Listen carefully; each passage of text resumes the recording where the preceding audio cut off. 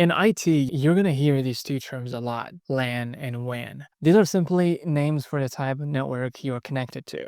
LAN stands for local area network. You can create a LAN just by connecting two computers with an Ethernet cable. That's a LAN. These two computers can communicate with each other now. But what if we want to connect more computers to the same LAN? Are we going to run Ethernet cables between every single computer? No. I mean, how many Ethernet ports can a computer even have? Seriously. That's where a switch comes in. A switch becomes the bridge between computers. Before it, the Ethernet cable was the bridge between two computers. Now the switch connects many devices together. A switch has multiple Ethernet ports, so it can handle much more than a direct connection. There are different types of switches. The simplest one is called an unmanaged switch. An unmanaged switch doesn't need configuration or very little. You plug it in, connect your devices, and it works. That's it. The more advanced type is a managed switch, and it offers many more features such as VLAN, Virtual Local Area Network. It allows you to separate devices into different virtual networks, even though they're all connected to the same physical switch. Each virtual network is treated like a separate LAN.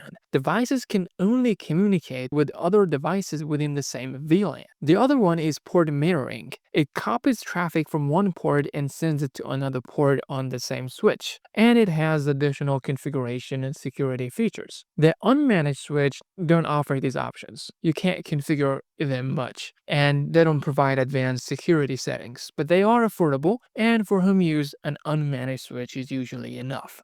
What if we want to talk to another LAN? That's a great question. So I said a LAN allows devices inside it to talk to each other. But how do you communicate with a different LAN? That's where the router comes in. A router is your gateway to the outside world. Here's the basic idea. LANs connect to routers, and routers connect to other routers. If a computer wants to send data to a device in another LAN, the data goes to the router and the router forwards it to the correct destination. There are more complex processes happening behind the scenes, and that's beyond the scope of this video, but we will go deeper into it in a future one. Does a router only connect LANs? No, it can do more. Some routers also include a built-in firewall, which helps block harmful traffic from entering your network.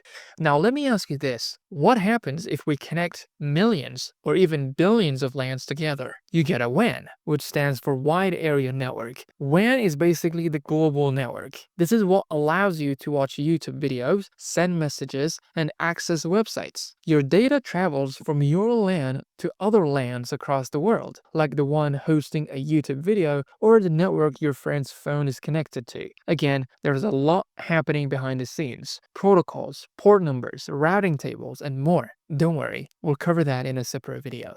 I briefly mentioned firewalls. What is it? Is it a wall with fire on it? Metaphorically, yeah, kind of. A firewall acts like a protective barrier. It doesn't allow just any type of data to come into your network. It follows rules that determine what data is allowed to enter and what data is allowed to leave. You can think of it like a border control. They check who you are and whether you're allowed in. If you're not allowed, you get blocked. A firewall works the same way.